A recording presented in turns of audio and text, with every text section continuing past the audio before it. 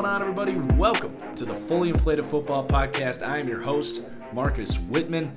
So we got a full show today. Before we hop in, I just want to thank everyone. Today we hit 30,000 subscribers on my YouTube channel. When I started this thing, I had no idea it was ever going to become this successful. It started as a little pet project, just making videos, talking football, talking about Madden, and it's really grown up. But it's huge thanks to a lot of you guys that listen to this podcast. There's new listeners as well, but I really want to thank the people that have been around, since the first 1,000. Like just the grind early on, and it's still a grind, more so now than ever. But there's a lot of you that I recognize your names, and I remember making videos that were getting 50, 70, 80 views, and you guys were the ones commenting, probably telling your friends about the channel. And I just want to thank all of you guys that have helped support me, and it really means a lot, and I love doing this, and I couldn't do it without you guys. So enough sappiness.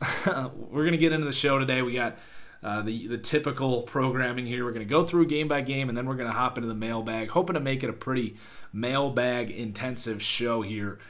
Before we get started, guys, do remember to use that promo code Franchise Guy. Buy your tickets on SeatGeek. I've stopped buying on everywhere else. I like the interface on SeatGeek now. It's really clean. Gets you the best seats. The prices, I've compared them with StubHub. Like, I'm not going to tell you guys a product that's ripping you off. Like, I've compared the prices. They're pretty much the same, to be completely honest. It's usually the same listings, but sometimes they're cheaper.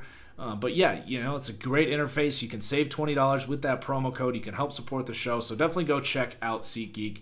Also, like I had mentioned earlier, tell your friends about the podcast. If you want to have smarter football conversations, don't just have to do it with me. You can do it with your friends. Send them their way to the podcast. And if you're watching this on YouTube, where I am going to upload this episode on YouTube, remember to hit that like button. And then leave a review on iTunes, Spotify. That's all the plugging I have to do. Let's get into the football. So Kansas City at Denver. The big takeaway here, other than the Mahomes injury that SportsCenter and NFL Network are probably still beating into the dirt. I was watching SportsCenter, and it was like 5 to 7 minutes breaking down Mahomes' knee injury. Then they went and talked about basketball for like 20 seconds, and then they were back to Mahomes' knee injury for another 10 minutes. And then they talked about, wrestling. And then they came back to Patrick Mahomes for another 15 minutes. It's ridiculous. I don't get how people watch that garbage. Like, cover the sport. Yes, we want to know about Mahomes' injury, but you don't need to spend an entire 60-minute SportsCenter segment talking about a 2 to 3 week injury. Oh, man. All right, that rant's done. My biggest takeaway from this game was WTF. And by that, I mean, what the Flacco was going on out there. That was probably the worst quarterback performance that I've seen this season. And, there's like backups that have come in and looked terrible, like Trevor Siemian's Jets performance. Like, sure, those are probably worse. But we're talking about a guy that is widely considered as like an acceptable quarterback, right? And he'd actually played pretty well recently. Flacco is a Super Bowl winning quarterback. He is paid a lot of money. He is a starting caliber or top 10 to 15 backup, right? And he looked like you put a toddler inside of his brain. Like, he couldn't find an open receiver. He was standing flat-footed in the pocket. He kept getting chances after the Mahomes injury, and you would think that Denver would come back in this game, but they couldn't do anything on offense. And yeah, their line was terrible in this game. But this, to me, marked the end of the Flacco era. It really shut the door on the Broncos season. I think that they've got to find a way, marketing-wise, to take the power away from John Elway, because the teams he's building just aren't getting the job done. He had one great team where he signed all the good free agents. Like, sweet. You haven't had a good draft yet, John Elway. Not at least, a comprehensive draft. There's a pick here or there. Possibly the best pick you've made is Paradise, the center, who you let leave. So, it's an era in Denver that needs to get refreshed. I don't know if they're ever going to fire John Elway because he's John Elway and you're the Broncos, but they got to figure some things out here because it's not happening. We're going to see Drew Lock here pretty soon. I would expect that in Emmanuel Sanders trade, will be completed on Tuesday or Wednesday. If you're the Broncos, I don't know why you wouldn't trade him. He's set to be a free agent. You're not going to win any significant amount of games this year. I would trade Chris Harris as well. See if the Eagles would maybe send you a first-round pick for Chris Harris. I think you got to do that. And then I would shop Von Miller. I don't know if they're going to be able to get 2 first-round picks or whatever they would want for him because he is a little older and he is showing signs of regression. But if you can get a team to give you that, why would you not do it? So I would start selling things here in Denver. As for the Chiefs, they'll be fine. They've got some tough games up ahead without Mahomes, so Packers and Vikings the next 2 weeks. I think they'll pick up a couple losses in those games. It's a pretty big drop-off from Patrick Mahomes to Matt Moore. Now, they won't look terrible. They're not going to get blown out because Andy Reid and this offense is set up for any quarterback to look successful. And Matt Moore actually, looked pretty good in spurts in this game. So the Chiefs will be just fine. I bet they go 1-2 in these next 3 weeks, and then they'll get Mahomes back. And luckily, they're in the AFC, where 10-11 wins is probably getting you a first-round bye, simply put. So the Chiefs will be just fine. They're going to get healthy or two on that offensive line. But it was big for them to play well on defense when Mahomes went out and hold on to this win because you don't want to drop that game. You want to win as many games as you can when you suffer a quarterback injury like that. So let's move on. San Francisco at Washington. Not a whole lot of big takeaways here. We're not even going to talk about Washington. This game was kind of made for them. They just like to play scrappy offense and defense, run the ball. Like, they're trying. I'll give them that. Like, they want to win. They kept this game pretty close. The Niners got the job done. There's no big takeaways. I'm very pro 49ers, although a lot of Niners fans all of a sudden think I hate them because I rank them 5th in the power rankings. They're called power rankings for a reason. We don't just copy and paste the standings. Yes, they are one of 2 undefeated teams. It doesn't make them the second best team in the NFL. I think they're incredibly good. The things that defensive line is doing, that was a big reason this team was able to win the game. I think Nick Bosa is the defensive player of the year right now, not the defensive rookie of the year, the defensive player of the year. He reminds me a lot of what Khalil Mack was doing in that 4 to 5 game stretch early last year for the Bears when everyone was really laughing at John Gruden. He's like the best defensive player in the NFL right now, and he's a rookie. And the things that D-line is doing to open up the rest of that defense, and it's not just Bosa, it's Buckner, it's D Ford has been incredible. It's Eric Armstead, sorry about that. Ronald Blair, and Solomon Thomas is getting going too. Like, all these guys are feeding off each other. They have very complementary skill sets. So, Niners defense is awesome. Their offense can do some really nice things. Shanahan's going to find a way to scheme up some really heavy-hitting chunk plays every week. It's the play-to-play consistency that's a little rough for San Francisco right now. Jimmy, I think, is a really good quarterback, and they're not asking him to carry this offense by any means. But with the 2 tackles out, without any true number 1 wide receivers out there, yes, you have Kittle, but this team does have some holes, but they're a dominant football team. They're one of the 5 best teams in the NFL. So they got the win in just an absolute monsoon that it's hard to have any takeaways from a game like that. Houston at Kansas City. Houston at Indianapolis. That's a typo. Houston, honestly, it didn't feel like they lost this game. I thought they played pretty well. Their corners were just awful. Lonnie Johnson, Phillip Gaines just got obliterated in this game. And, Lonnie Johnson, I have really been rough on him. Rough on that pick that was a second-round pick for this team. It kind of makes sense why Houston's trading all these picks away because they can't, other than Deshaun Watson, they can't seem to hit on any of these picks. So why not trade them away for guys that are at least starting caliber players like Duke Johnson, and they just traded for Conley from the Raiders to play for these terrible corners. But, Lonnie Johnson, he's had one good game this year. The rest of them, he's been just getting roasted. He's clearly not ready to start. I didn't think he was coming out of the draft. And then Phillip Gaines, they picked him off of waivers. He can't cover anything. So I do think that Bill O'Brien, good job recognizing your weaknesses. I think if they had better cornerback play in this game, they would have won. For the Colts, it was a good win. This, I keep feeling like I'm low on this team because a lot of people respect the hell out of what they're doing, and I absolutely respect what they're doing as well. But Jacoby Brissett, he's fine. He's solid. He's a low-end starter. They're playmakers. They like to run the ball. They got a great offensive line, good tight ends. They've got T.Y. Hilton and pretty much nothing else at receiver. I do like this Pascal guy. He's incredibly physical, and he matches what this team wants to do. But this team has a high floor and a low ceiling. Houston's got a crazy high ceiling, as we've seen. Both these teams have, looked pretty good against the Chiefs. But I still think Houston is going to be the winner of this division. I do. I think the Colts, while they have the ability to play up to a team like Houston, the ability to play up to a team like Kansas City, they also have the ability to play down to a team like the Raiders. So I think ultimately this is going to be a 9-10 win division. And I'm not saying the Colts can't win it. I'd say this helps them in that race. I think 10 wins gets you the division. Colts can definitely get there. But I still think the Texans, you don't really need to freak out, is basically what I'm saying. They had some calls against them as well. Big turnovers in this game.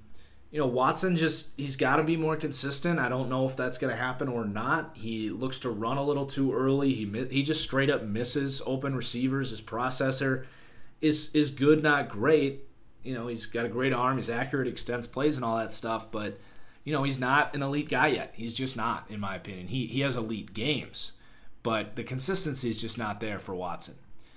So both these teams will probably be in the playoffs at the end of the day. But we'll just have to wait and see it all play out. It was kind of hard to have takeaways from this game. It's kind of a weird game, to be honest. Raiders at the Green Bay Packers. There's that Raiders defense that I've been talking about. Like, this just is not a good defense. They just don't have the talent. They try really hard. And when they get to play Chase Daniel and the Bears, they're going to look pretty good. But when you got to go up against Aaron Rodgers, they're going to look awful. And that's what we saw here. They just were in a different league compared to this Packers team, especially at Lambeau. The Raiders' offense is fine. They've got a really good offensive line. Carr had a couple just terrible mistakes in this game, but other than that, was pretty solid. Those mistakes are what limited their opportunities to come back into this game because they were moving the ball pretty well. But Carr fumbled it out the back of the end zone for the second time in his career, trying to dive for the pylon.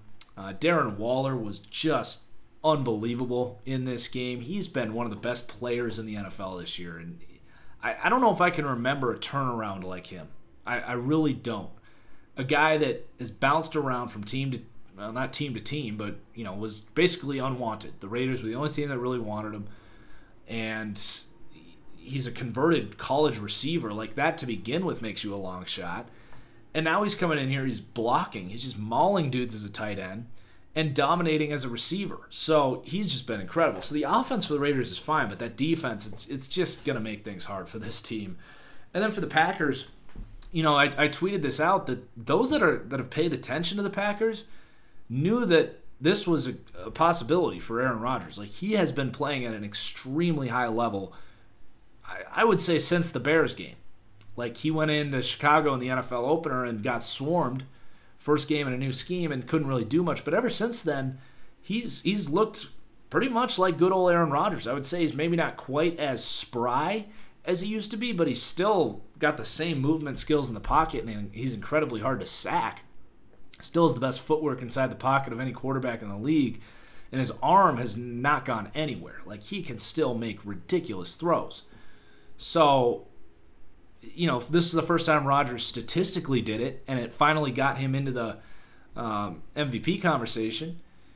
But you just got to remember that, take this into consideration for future discussions. Rodgers has played most of the top defenses in the league so far. He played the Bears, the Vikings, the Cowboys, the Eagles. Now, I get the Eagles' secondary sucks, but what receivers on Green Bay, other than Devontae Adams in that game, were going to capitalize on that? Other than that, he's dealing with a great pass rush up front. So, he's had some tough matchups, but he finally plays a melted butter defense, and he goes off. The Packers, to me, are right there with the Saints. It's pretty close for the NFC. I think the Niners are right behind them. But this has been a dream season for Green Bay, dominating a serviceable Oakland team. And this was without two of their best players. Devontae Adams out in this game, and Darnell Savage has been one of this team's best players. He's going to be back pretty soon here. But that Mahomes injury to the Chiefs next week allows them to get those guys even more healthy. They don't need to lean on Devontae Adams as much as they probably did if they were going up against Mahomes. So that's definitely a lucky break for the Packers. So let's move on. The Rams at the Falcons. This was a get-right game for the Rams. It was pretty easy to see this one coming. Like, yeah, they've struggled, but the Rams didn't feel like a team that was going to go under 500. I feel like they still have so much talent, and McVay was not going to let that happen, especially against a Falcons defense that's one of the worst defenses you'll ever see. Like, Atlanta has just got to be so embarrassed right now. I don't understand for the life of me how Dan Quinn still has his job. I would have fired him last week. This defense clearly just, he's a defensive coach. This defense is just clearly not very well coached. They have no discipline. They've got an injury or two, but everyone's got injuries. You can't use that as an excuse. Keanu Neal's out. Oh, well. Like, box safety is out. Who isn't missing a starter out there? That's not an excuse for the Falcons. It's just embarrassing. I can't explain it. I literally can't explain it. This has been an absolute disaster. You got to fire Dan Quinn. You got to try to spark something. He's clearly not going to be there at the end of the year. And then for the Rams, they needed this one. They got to keep pace with Seattle and the Niners. They got to keep pace in the wild cards. So good for them to get that. I still got a lot of worries about the Rams, but definitely a bounce-back week here against a terrible Atlanta team. Jags at the Bengals. Talk about terrible teams, especially the Bengals. Like, just a disaster. They have talent, but they can't seem to get it out of anyone. Like, Geno Atkins isn't playing up to it. Jesse Bates hasn't been as good as you would hope this year. Carl Lawson's been this year. So the big names on that defense just aren't playing at that elite level. Offensively, they just can't block anyone. AJ Green's been out. Like, it's just a terribly vanilla, bad football team. My boy Alex Erickson, getting his opportunities. He's starting to break out. He was on my top 10 breakout players list as kind of that next undrafted slot guy to really emerge. And he had 8 catches for 117 yards in this game. Like, that was pretty exciting. For the Jags, they're hanging in there. Gardner Minshew continues to kind of buy himself some time. It's going to be interesting. Foles will be back here in a few weeks. They're basically going to have just an open competition between those two, which isn't the worst thing to have. But as for the rest of this Jags team, like, they're a pretty long shot for the 6th wild card in the AFC. That 6th wild card is very much up for grabs right now.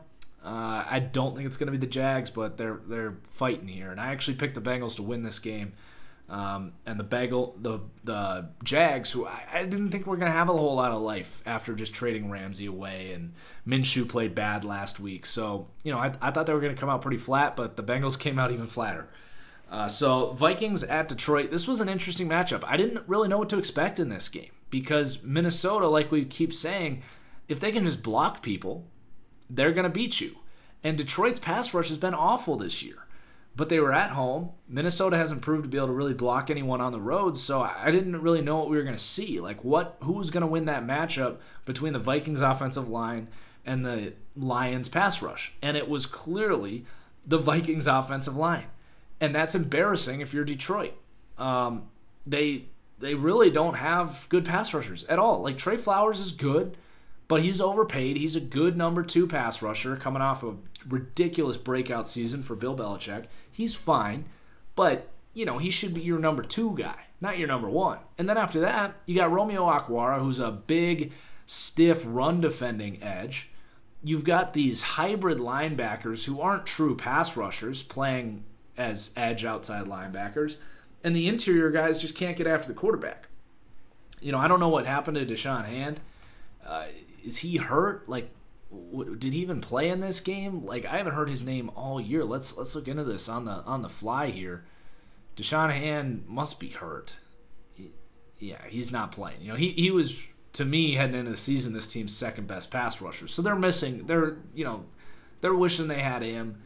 Also, Mike Daniels out. They don't have him, so they're not getting anything from the interior. We know Damon Harrison can't rush the passer. So, the Vikings won a game where they could block. Shocker. Didn't really move the needle too much for the Vikings. I've been pretty high on this team. If you would have told me that they slowed down Detroit's pass rush, I would definitely would have picked them for sure. Kirk does what he does. When they can run those play actions and get those deep shots going, he looks really good. He really does. He throws a beautiful football. Adam Thielen got hurt in this game. I think he'll be all right. Not too worried about that injury. Lions, season's probably done at this point. Honestly, you're 2-3-1. You needed this game to get back into the division race. They're not going to get back in the wild card race. They just continue to just be this average, stagnant team. And, this one wasn't on Stafford. Stafford was awesome in this game. Stafford, you got Marvin Jones going again here. Galladay was pretty quiet, but, they can't really get any momentum going in any regard. 1 week their defense looks good, and then it takes a step back. 1 week their offense looks good, it takes a step back.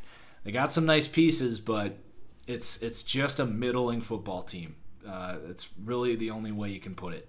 And Minnesota is an actual contender. Let's move on. Miami at Buffalo. Miami's trying. They really are trying. They had the lead for a lot of this game. Ryan Fitzpatrick gives this team more life than they really had with Josh Rosen.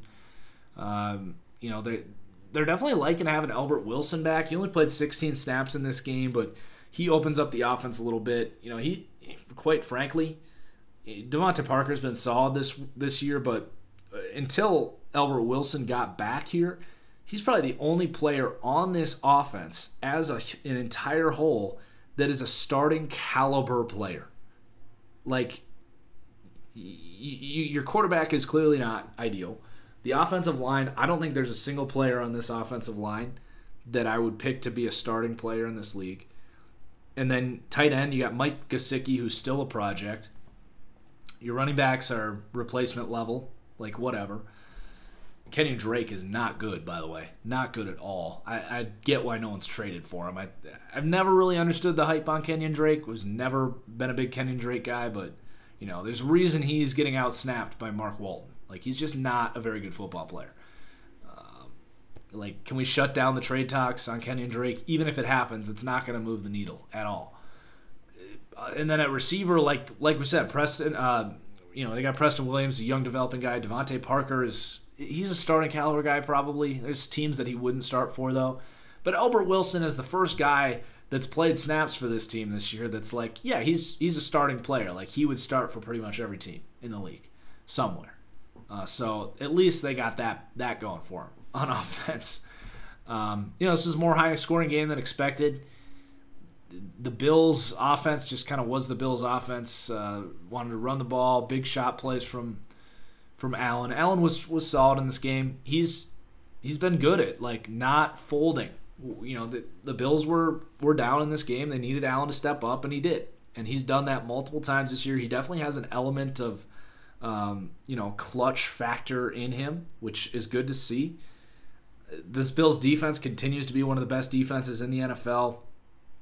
They forced, I think, 3 turnovers in this game, which really helped the Bills rack up those points. So, big win for the Bills. They're a playoff team. They're going to get the 5 seed in the AFC. I think that's probably the biggest lock in terms of playoff seeding right now is the Bills as the 5 seed. Their schedule's pretty easy, so there's a chance that they could pass the Patriots, but it's probably pretty unlikely to win that division.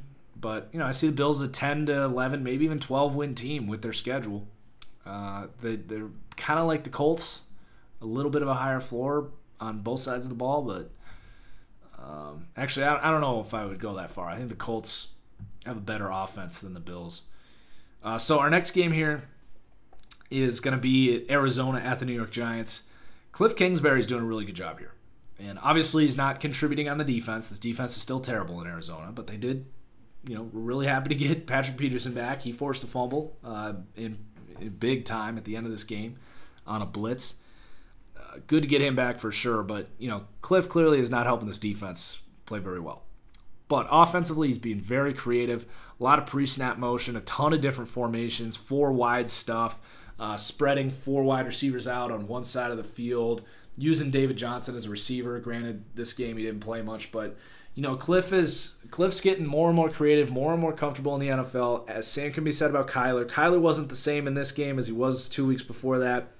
I just did my Kyler film breakdown on my Patreon, and he's going to be a special player. He didn't have to do much in this game because it was the Arizona running game against this supposedly stout Giants defense. And Chase Edmonds was really good. He's looked like the better running back than David Johnson this year, and David Johnson's actually been the better receiving back. Not that Edmonds has been bad, but Johnson's been pretty special as a receiver, but Johnson doesn't seem to have that burst between the tackles that he once had.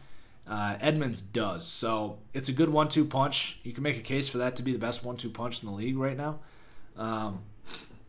As for the Giants, Dave Gettleman got exposed this week, and I had a lot of fun on Twitter, but it's so true. You look anywhere, really, at the things that he's been criticized of. Number one, don't draft running backs early. Like, Saquon is a generational running back. I said in his second game as a rookie that he was already the best running back in the NFL. Well, here's the reality. Running backs, A, they get hurt a lot. Saquon's missed a lot of games this year. And 2, they just don't move the needle. And 3, their performance is incredibly dependent on all of the other factors that go on in a football game. Very few things running backs do actually creates sustainable and meaningful offense, even if you're Saquon Barkley. And here we go. Chase Edmonds, a 4th-round pick for the Cardinals, was the better running back in this game. Simply put, because he had better blocking. That's why you don't take a running back that early. And then you look at the quarterback situation. So not only do you have this running back who's getting outplayed by a mid-round pick, but your quarterback, Daniel Jones, is just not exceptional.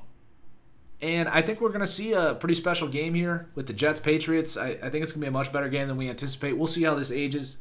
It could just be an overreaction to last week. But Sam Darnold looks a lot closer to like what we're seeing in Kyler Murray as like a future, dare I say, elite quarterback.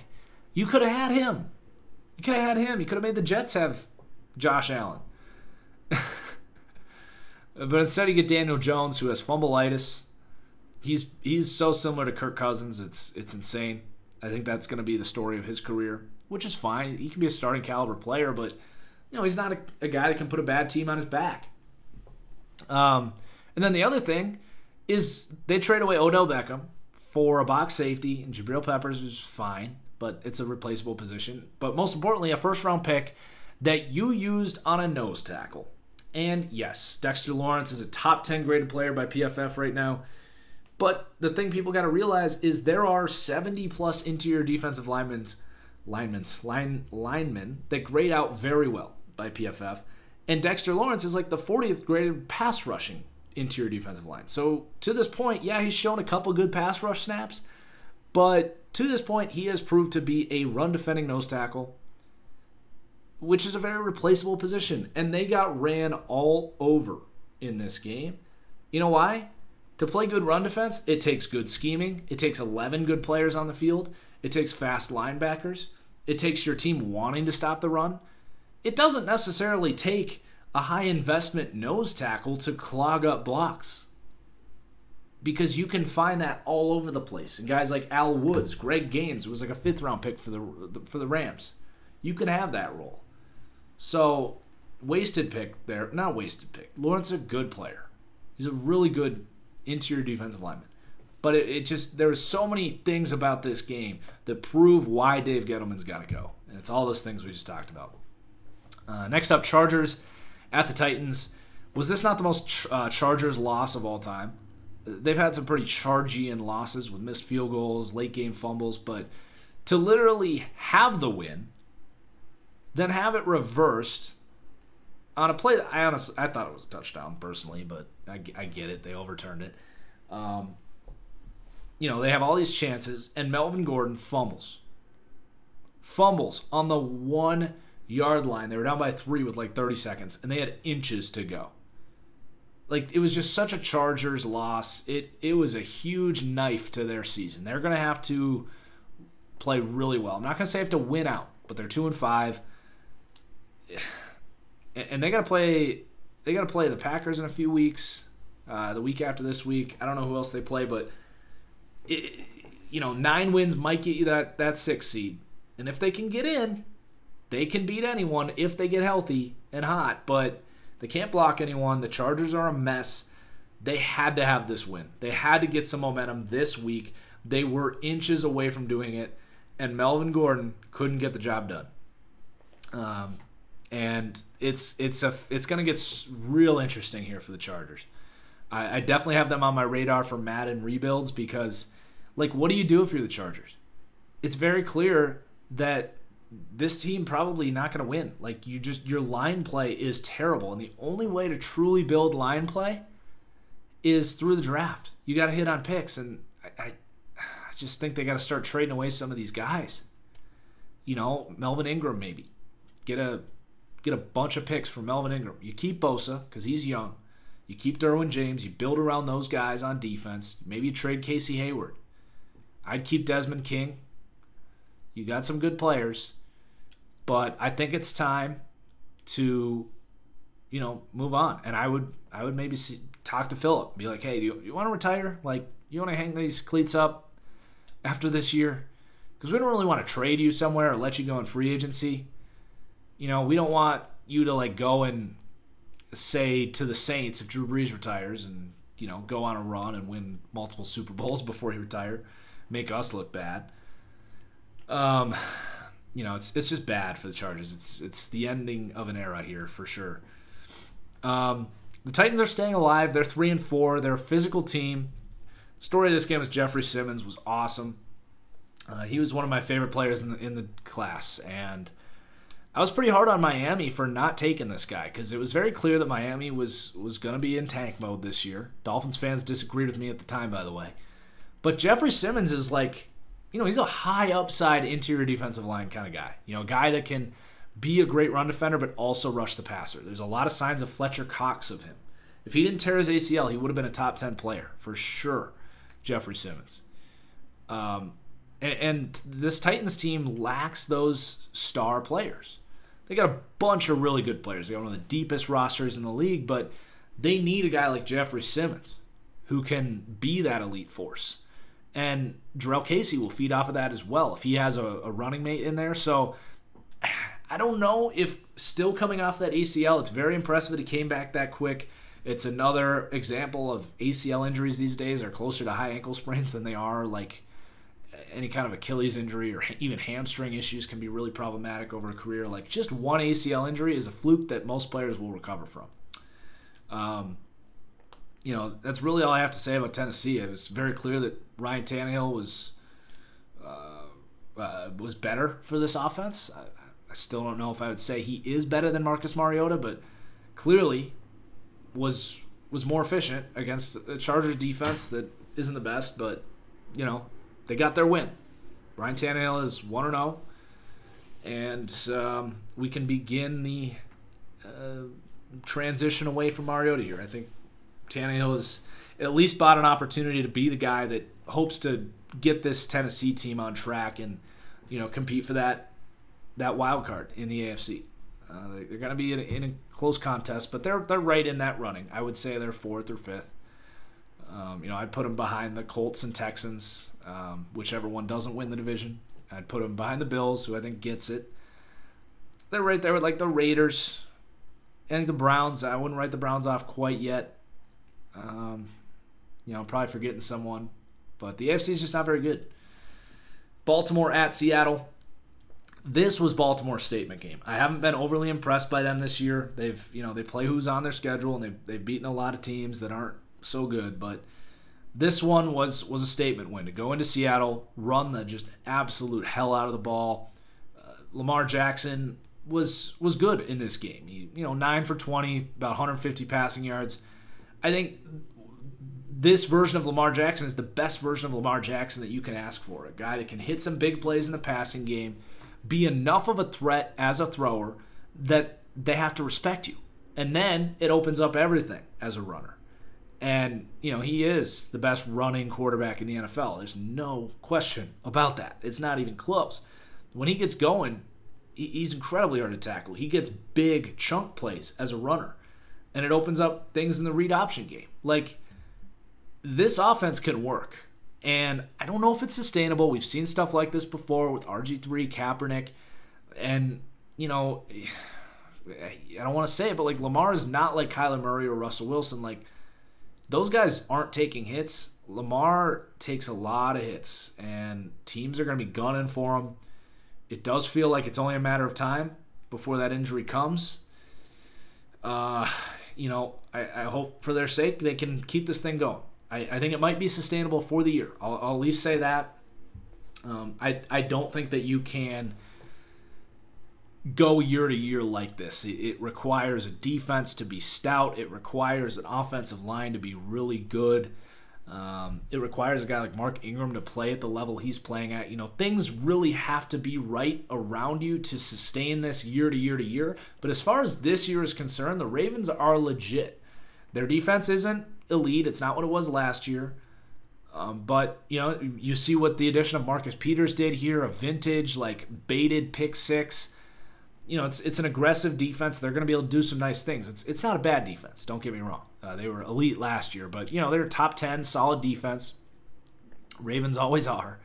They made some really smart moves with those linebackers too, with L.J. Fort and Josh Bynes. Automatically just upgrading that position off the street. They've gone from one of the worst linebacker groups after the Mosley free agency to a top 20 linebacker unit. So just another impressive move by this Ravens defense to remain stout. They're going to be solid. They're probably going to win the AFC North. This was a big win for them. If not, they'll be a wild card team. It's going to take a pretty miraculous run here by either Cleveland or Pittsburgh to not win the AFC North. And then Seattle, it was a very unsurprising loss for them. I tweeted about this.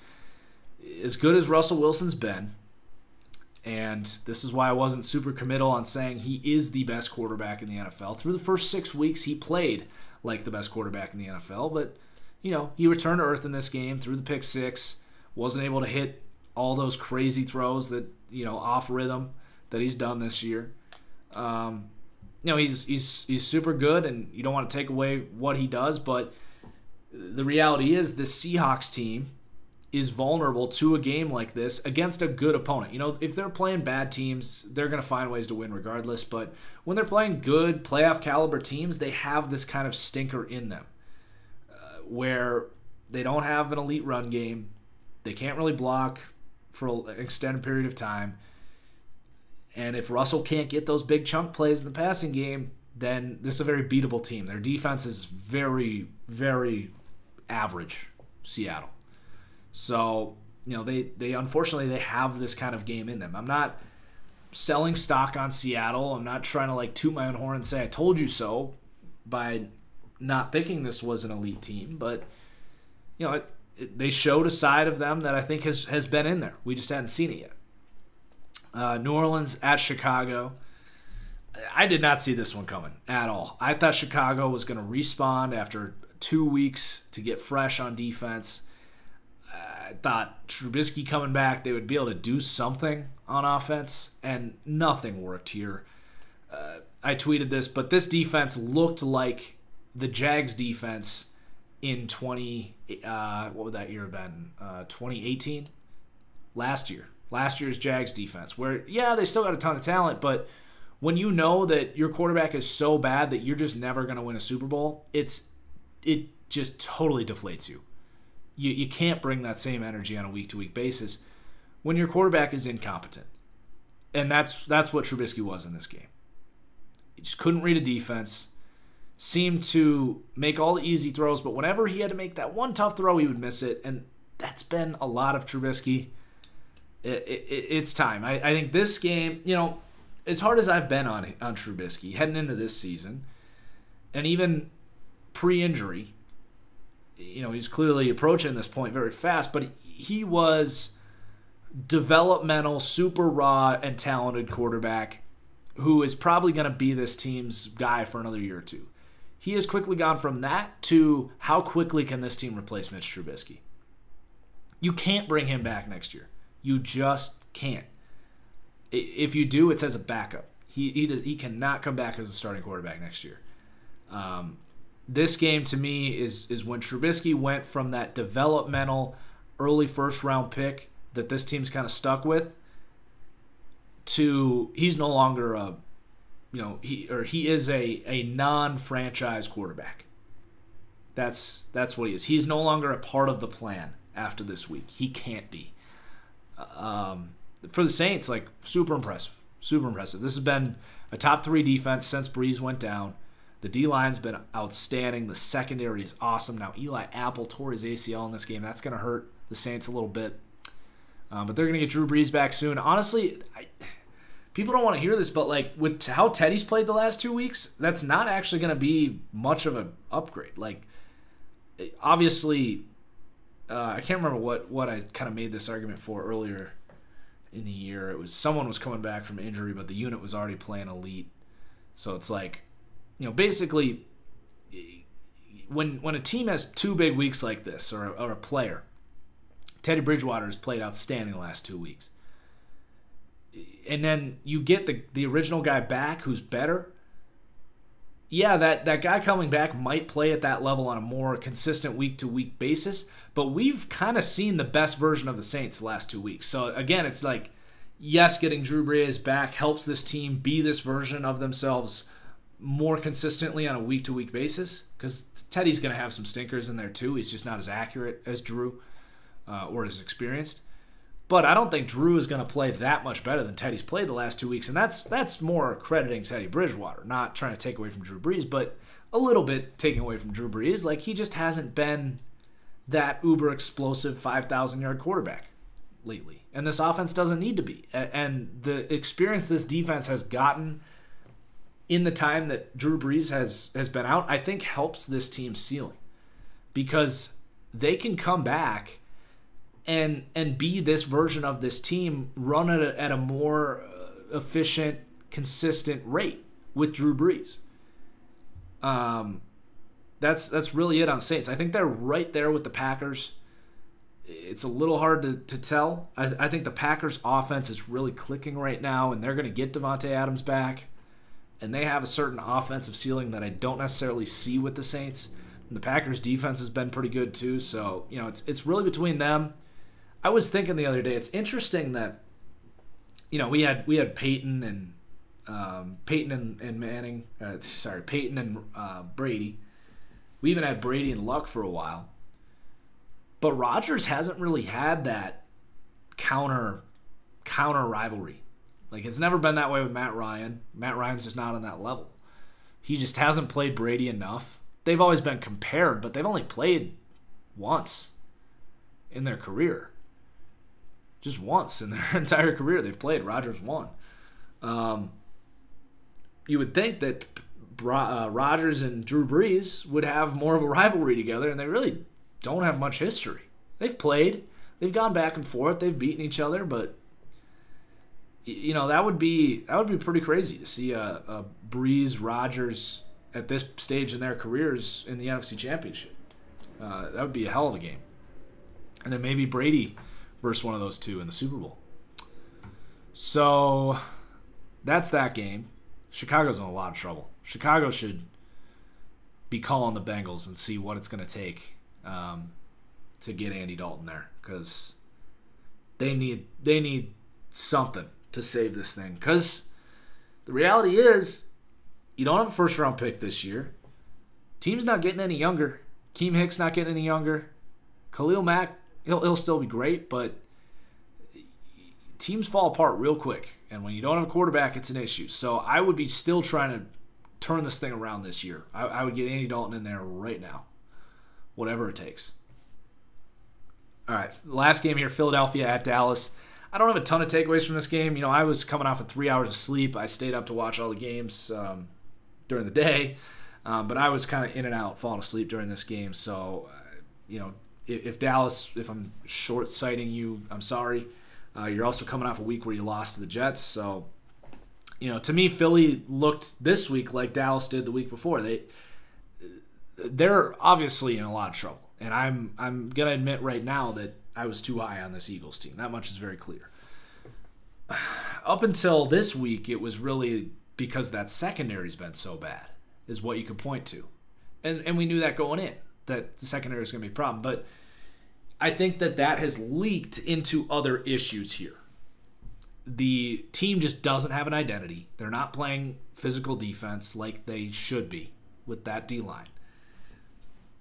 Some of the pieces they were really trying to build this team around have been injured free agent pieces, trade pieces like Deshaun Jackson and Malik Jackson. They just haven't been a part of this team for injury reasons. That's hurting them, but that's not an excuse. Carson Wentz has not been as good as I projected him to be. He's been good. He's had some really good games in there. This was not one of them. He was really bad in this game. The Lions just haven't been as consistent. Like, this team just doesn't have that momentum and energy that they've had in the past. And I put a lot of that on the coach. Like, you got to get this team ready to go and come off the bus and play better than that. They just don't have any cohesiveness. So it's an issue right now. And Dallas capitalized. Dallas bounced back week. Dallas is, I don't think either of these teams are 3-4 football teams. Both these teams should be playoff teams. Dallas bounced back this week. I think Philly will still bounce back, but they've dug themselves in a hole now at this point. It's going to be tough for them. They can still win this division, certainly. But Dallas, good job capitalizing. They did everything they needed to win this game. They got some guys back from injury, which definitely helped them. That was very clear. Like, yes, they've struggled, but they've also been very injured. So they got the tackles back. Zeke played all right in this game. He had a couple good runs. So, NFC East, getting interesting. I think it's going to come down to the wire. I really do. I think the Eagles will respond. Let's see, who do the Eagles have this week? Eagles are definitely not a 3-5 team. The Eagles play. Why is it not on this? Oh, they're at Buffalo. That's not going to be easy. They're going to have to find a way to win that one. They're underdogs. So Eagles are at Buffalo. They got Chicago at home. It's a tough schedule, man. Then they have their bye week. Just kind of trying to put out some NFC East predictions on the fly here.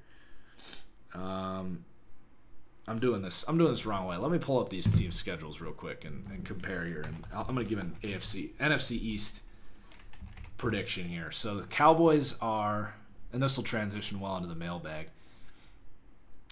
My internet's being a little slow. Cowboys schedule loading up. Eagles schedule. So Cowboys are 4-3. They have they're on bye week this week. At Giants, they'll win. So 5 wins. Vikings at home. That's tough. At Detroit, I think they'll split Vikings and Detroit. So that's 6 wins. At New England, they'll lose that. Buffalo at home, they should win that. That's 7. At the Bears versus the Rams, we'll call that another split. So that puts them at 1, 2, bad at math. 1, 2, 3, 4, 8 wins. And then they finish up at Philly and then against the Redskins. So let's just do it without the Eagles game. That puts them at 9 wins. That sounds about right for the Cowboys. And then for the Eagles, so they're 3-4. They're at the Bills, then home for the Bears. I think they'll win one of those. I think they can win one of those. So that'll put them at 4-5. Bye week, Patriots at home. That's a loss. That's 4-6. They'd have to win out, but it's easy. So they go Seahawks at home. Can win that. So this is like what they did last year, right? So they have Seahawks at home, at the Dolphins. They get the Giants twice and at the Redskins. So they can get hot and healthy at the end, and that's a team that if they get in, they can be scary. So that I really, so let's say they're 4-6, and then they beat Seattle at home, very doable, especially with that D-line against the Seahawks offensive line. And then they just got to beat the Giants twice, beat the Dolphins and the Redskins. That puts them at 9 wins. So Cowboys and Eagles, probably both 9-win teams, that Week 16 game would decide the division. Whew. And that one's in Philly. So Philly gets Dallas at home in Week 16. I would take Philly in that game. So that's going to be interesting. It's going to be really an interesting fight down the stretch there. All right, so we're going to open up the mailbag here. We're at about 50 minutes. Going to go to Instagram first.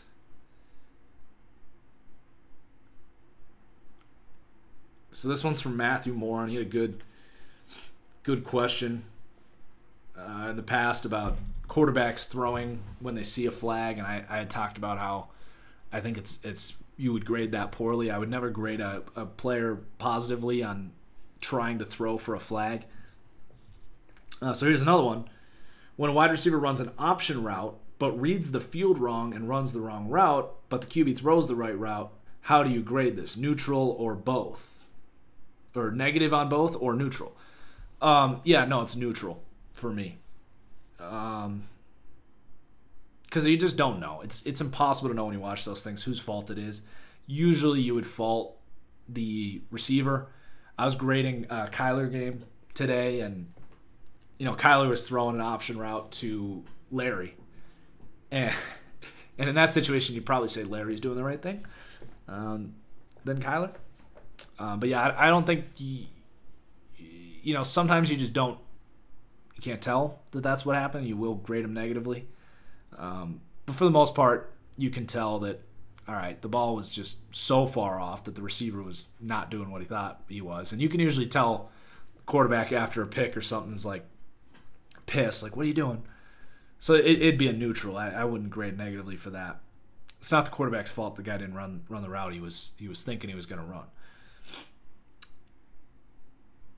What are your most proud hot takes over the years, and what are some of your most wrong takes?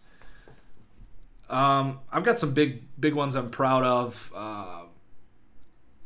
When the Eagles won the Super Bowl, that preseason I said at 66-1.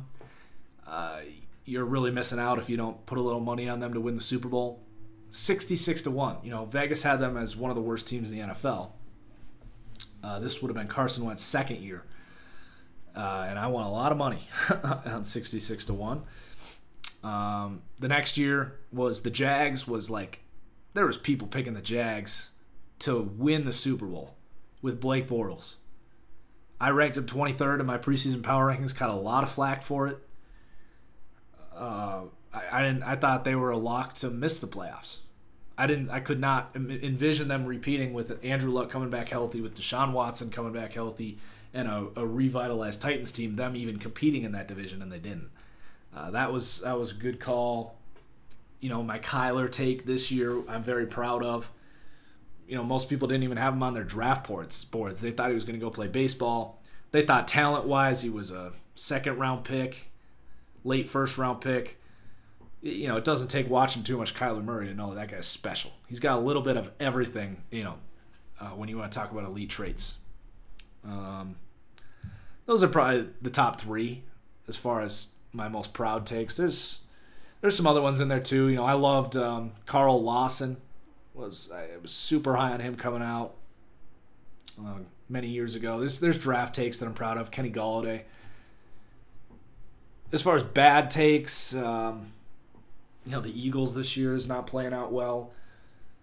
I'm not going to apologize for ranking the Packers high the last 2 years because their quarterback was hurt. That'd be like me having to apologize for the Steelers this year. Their quarterback's out. Of course they're going to drop off. Now, if they turn around and play well, then that's on the coach. That's on the backup quarterback. But you don't expect a team to lose their franchise quarterback and sustain. Or, in the Packers' case, have their quarterback play on a broken leg and play at the same level when the talent around him is just terrible. So I'm not going to apologize for those takes. Other bad takes. Baker for a while was looking like a bad take because I said that was one of the worst picks in NFL history, but I don't know, man. Who would you rather have right now, Baker or Sam Darnold? Baker had some of the best pass protection in the NFL last year, and now that he hasn't had it, he's been panicking. So I don't know. I don't know if that's my worst take anymore, the Baker Mayfield take. I can't think of any other bad takes out there. All right, let's open up another one here. I'm sure there are some. There's lots of bad draft takes. I mean, every scout hits and misses, right? I am confident in saying that I'm confident in my draft scouting ability. Yes, I will miss, as will every general manager in the world. But you got to own it. You don't have any shame. So, let's see. This one's from Aggravated Cardinals fan. I know I'm overreacting, but do you think the Cardinals could be like 5-10-1 to 8-7-1? I don't think that's an overreaction. They're 3-3-1. They've won now back-to-back games as upsets. Like, I see the Cardinals as a 7 to 8 win team. The NFC is too good for them to be a playoff team this year. If they were in the AFC, they'd be a legitimate team. Like, they'd be a real team, like a playoff contender if they were in the AFC. But unfortunately, they're in the hardest division in the NFL. This one's from Jacob. Hello, you have an amazing channel, and I feel like I've learned a lot just from watching this channel. Thank you, Jacob. I recently watched your Daniel Jones breakdown, and it got me thinking. If you were a head coach of an NFL team, who would be in your quarterback room and why? Wow, that's a good question. I wish I had a better understanding of the people and personnel in the NFL. I unfortunately don't. So I'm probably not going to be able to give a very good answer on this. I would need to do more research on like who the good quarterbacks coaches are. So, I sadly I'm going to have to probably pass on this.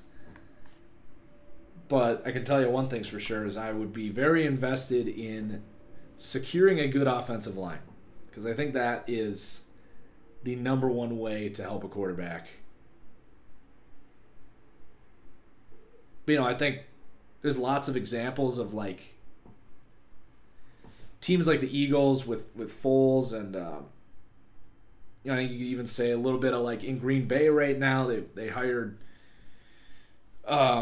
what's his name from Jacksonville, former offensive coordinator. Like, just the more smart people you have in the building,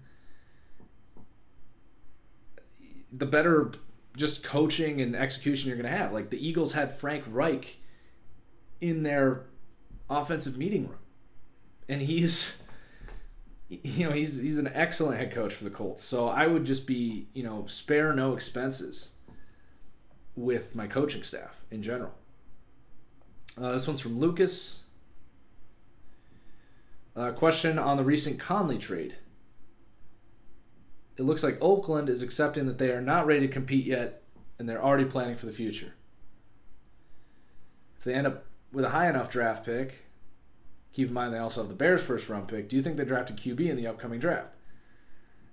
If so, which team should give Oakland a call for Carr?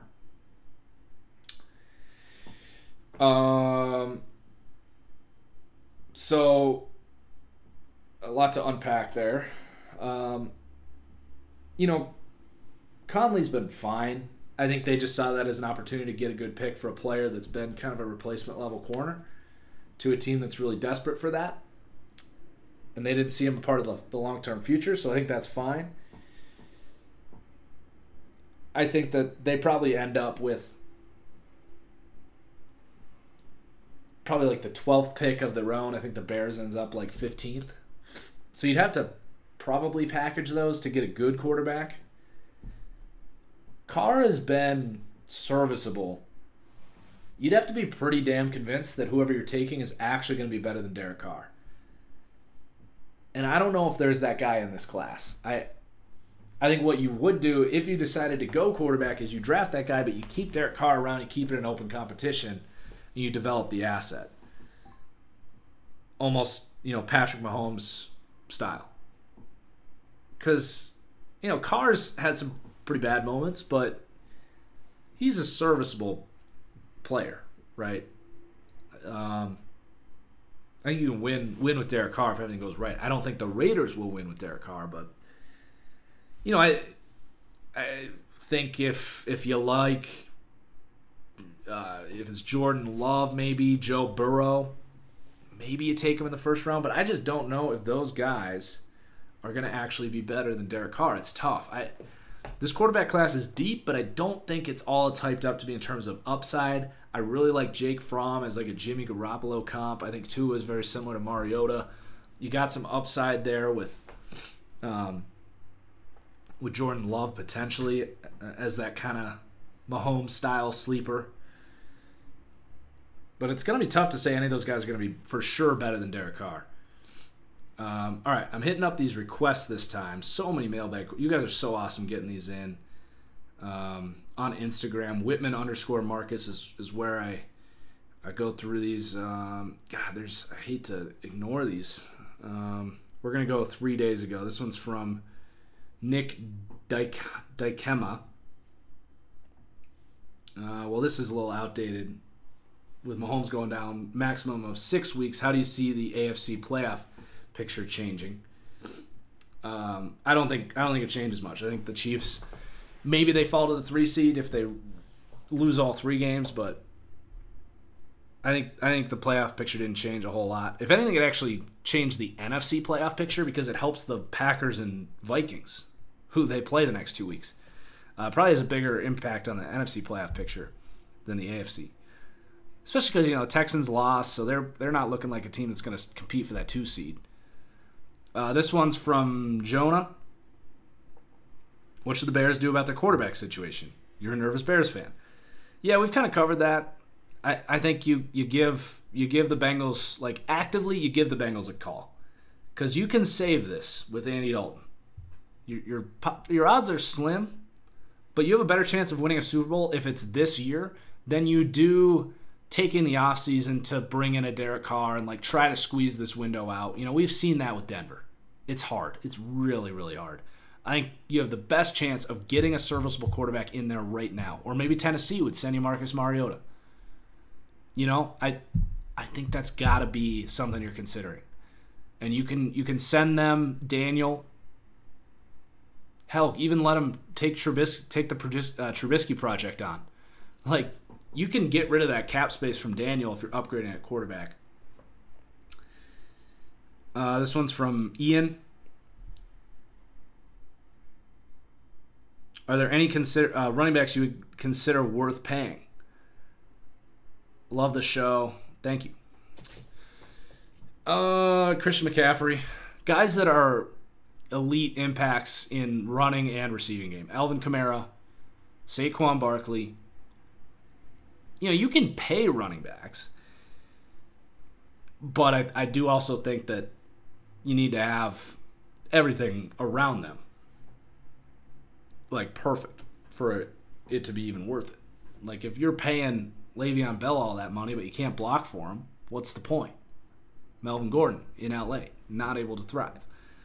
But guys that can get open in space and you can get creative with them, they're worth paying to me.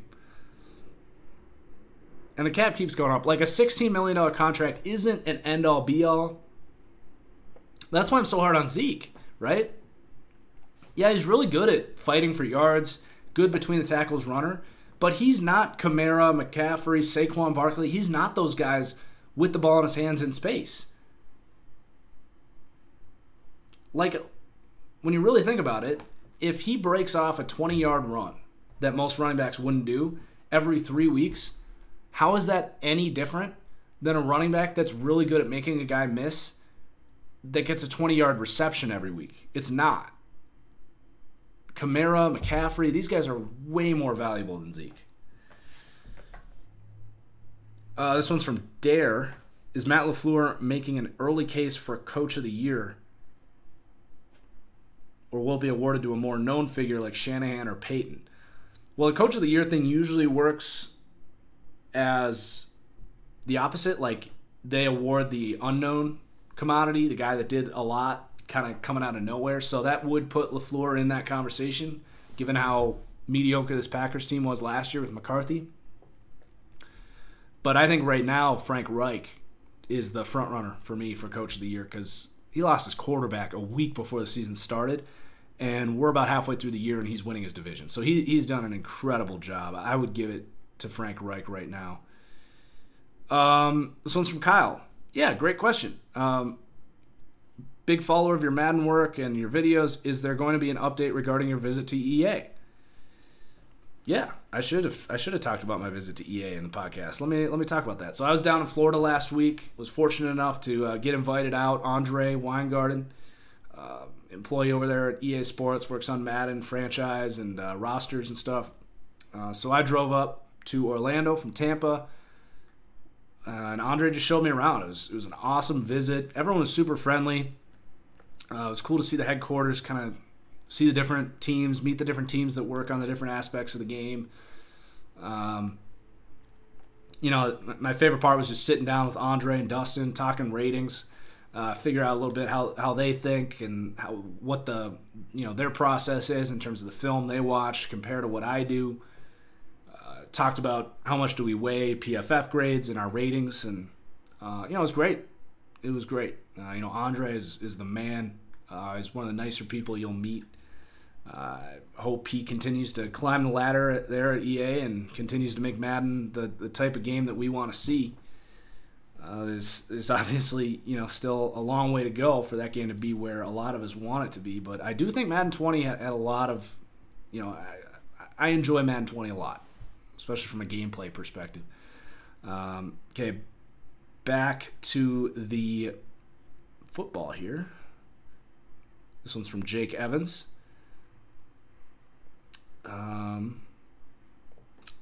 Where do you land on which is more important between good coverage and good pass rush?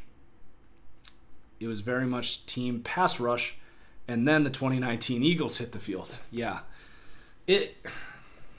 I don't think it's conclusive yet. I work for PFF, so I might be entitled to say that its coverage is more important. The analytics slightly lean coverage.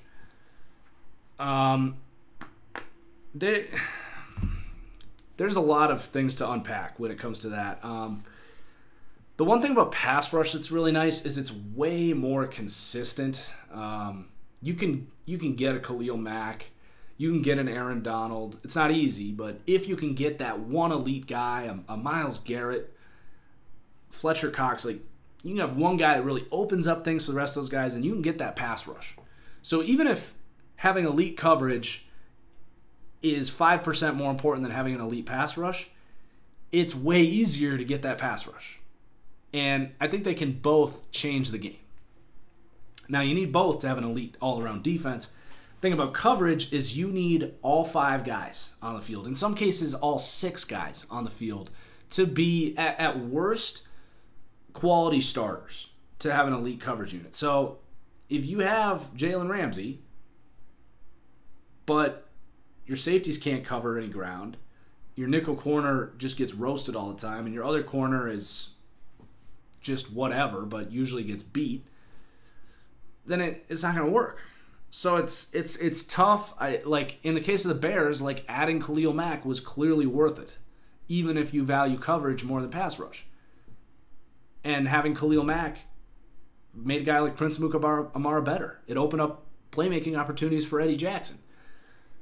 I think they're both incredibly important. I think it's almost like politics, right? Where people are either Democrats or Republicans, but you can't. I'm not saying all people are like this, but there's so many people that won't even listen to the other side. That sometimes feels like that with the pass rush versus coverage debate. Running backs being replaceable, that's a given. That's obvious, proven week after week, game after game. But what do you do with the Detroit Lions this year? If the Eagles are your example for why pass rush is more important, what do you do with the Detroit Lions who have Darius Slay, 3 capable safeties, a really good nickel corner, and then, their number 2 corner, a bit of a question mark, but pretty damn good secondary. One of the best secondaries in the NFL. But they can't rush the passer to save their life. And their defense has gotten picked apart by the last 2 weeks. So what do you do with that? I think you do need them to go hand in hand. Pass rush is also more consistent on a week-to-week basis. And I think it's easier to evaluate than coverage. You know, if you could have the Jags secondary of 2018 over, say, the Bears pass rush this year, or the Bears pass rush last year, I think you take it. But that's incredibly difficult to do. So I lean coverage, but I'm like 51% coverage, 49% pass rush. I think you need them both. Or you need one to be elite. Like, I think they're both very important. I would pay premiums to get good at both of those positions, pass rush and coverage. I think, you know, you can have them both. There's room to do that. Let's keep going here. Go for another 5 minutes or so. This one's from Wyatt. How much does a good home field advantage mask bad offensive lines? For example, the Vikings. Not too much. I think what it does do some masking. I think what happens is you can have bad offensive lines at home. I think what truly has masked the Vikings the last week or even this week on the road against Detroit where they were protecting well was they're doing a lot of things that the Rams do, at least last year when they got that offensive line to play at a really high level, is they move the pocket off of play action and you scheme up pass protection instead of getting it from the players. You know, you can still get worked at home. Your offensive line can still get absolutely worked at home. You know, just watch Titans games. But what does happen is when you go on the road, it can get exposed. It helps. It helps to be at home because you can hear the snap count. You're not dealing with the crowd noise. And you're not dealing with pass rushers getting the same advantage you have as far as like your first step. When you're at home, you can get the first step a lot quicker. And that's a big deal against how athletic a lot of these pass rushers are. So definitely, obviously, it's better to be at home in terms of pass blocking. This one's from Nicholas. Why is the West Coast offense successful in the NFL? Well, the West Coast offense is just a successful scheme in general. I mean, it's everywhere in college football, too. You know, schemes are changing a little bit. You know, for a couple of years there, it was all West Coast, bubble screens, horizontal offenses. You know, at the end of the day, the quarterback talent in the NFL has never been higher. You know, there's a lot of guys that we don't consider as good as Aaron Rodgers or Tom Brady, but like even a guy like Daniel Jones, you know, 6 years ago, that was a Blaine Gabbert type of bust. You know, Daniel Jones is a competent NFL player.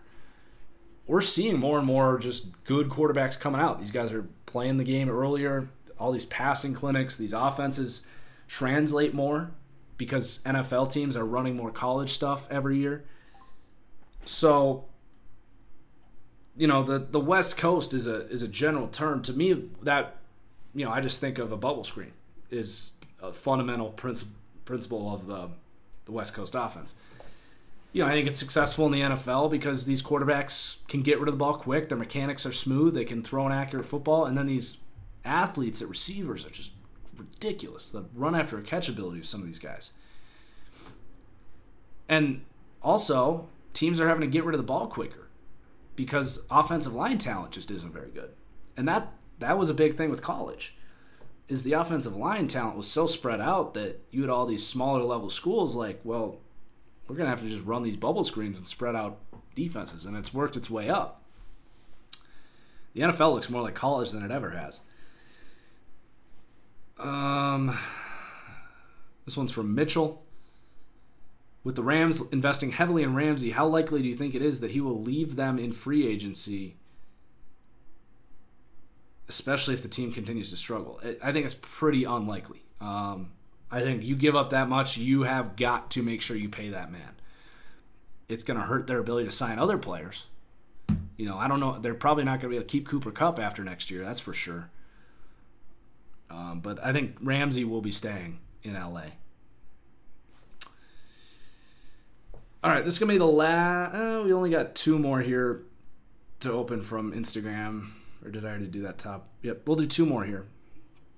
This one's from Denver Davis. I like your name, Denver Davis. That's smooth. Firstly, as a Packers fan, I'd like to think that our defense is legitimate, but just look over the past couple weeks, it looks shaky to me at best. Thoughts? Also, did we learn more about the Eagles or Cowboys from last night? Those are two good questions. Denver. Yeah, the Packers' defense is obviously better than it's been for years. They have a legitimate pass rush duo. Now, they have a glaring hole at linebacker. Blake Martinez couldn't cover me if I lined up and ran an out route at tight end. Simply put, pads the tackle numbers because he's getting beat all the time. They have the worst linebacker room in the NFL, to me.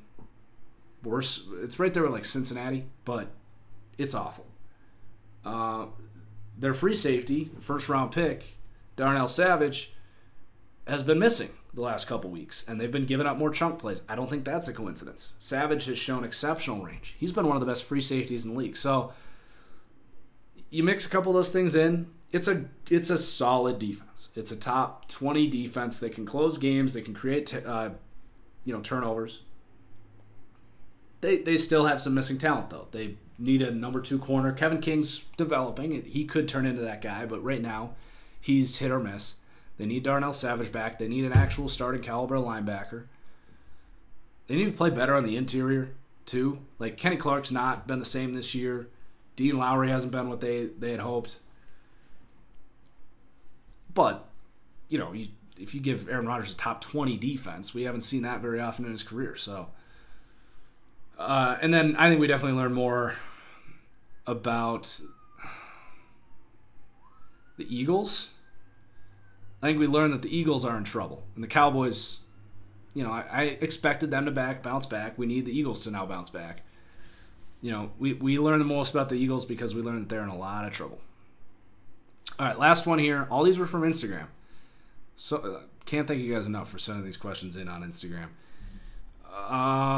This one's from Justin Barbarino. Thoughts on Le'Veon Bell so far this season? He's helped in the ways that I figured he would.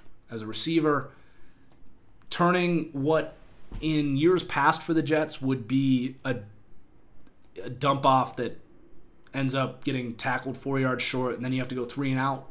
He can take that dump off 2 or 3 plays a game, or that stretch run, or whatever it may be. He gives you a couple first downs. And it sounds small, but just to get those extra first downs, it gets the wheels turning a little bit. It keeps the defense a little more fresh, which is always good. But it builds confidence for a guy like Sam Darnold to have that safety magnet as the check down. It helps that processing be a little easier. You just got to know where Le'Veon is. Keeps drives alive, gives him more opportunities to show some things. Like, he's really contributed in that way. I didn't expect him to have some big statistical season. He has by no means disappointed. He looks like Le'Veon Bell to me. Just happens to have gone from playing behind the best offensive line in the NFL to now one of the worst. That's what happens. Was he worth the money? I think it was pretty front-loaded, wasn't it? The Jets needed offensive weapons, and Jamison Crowder's worked out for them too. I'm excited to watch the Jets tonight. We'll end on that because this is actually going to get up before the Monday Night Football game. That doesn't always happen. I think the Jets have a legitimate chance to upset the Patriots tonight. I don't think it will happen. I think they cover. I think they cover the 10 points. I think Darnold looks like the better quarterback than Tom Brady tonight. I'm just going to say it. He does more. Simply does more. He extends plays. He's got a better arm. He uses the whole field. Patriots defense is on another level. Probably going to end up coming out on top, but this is a big game for Sam Darnold. It's not like he has to win this game, or if he looks bad, we're writing him off or anything. But he has a real opportunity to announce that he is an Andrew Luck caliber young player.